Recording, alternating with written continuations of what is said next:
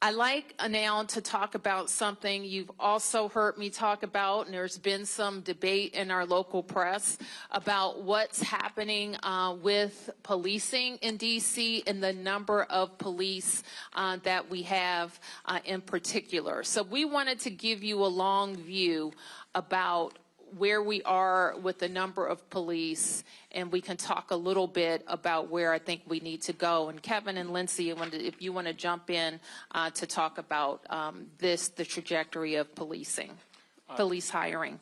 Sure. I'll talk about the long view, and Deputy Mayor Pia will sort of talk about the past few years. So this chart shows an arc that dates back about 30 years.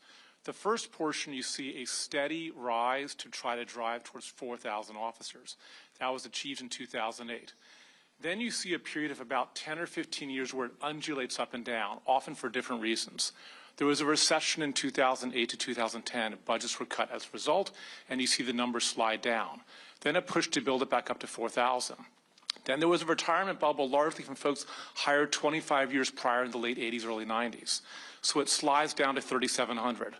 Then we put in place very specific hiring and retention strategies, and you see it go back up. It undulates back up towards 4,000.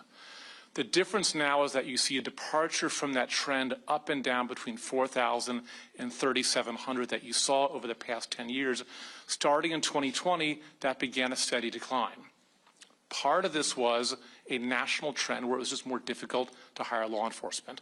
Part of it was the result of choices that we made in D.C. around the budgets in 2020, and subsequently around the laws that govern policing that would make D.C. and NPD a less desirable place to come if you're a young person considering that career and you have choices between where to become an officer, whether it's local or federal.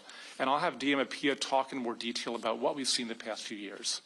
Sure. So as the city administrator said, there's been a number of things that have affected our sworn staff, and we've, on the executive side, have worked to try and address those issues, because what the mayor has maintained is that we always say the path to 4,000, and so we believe we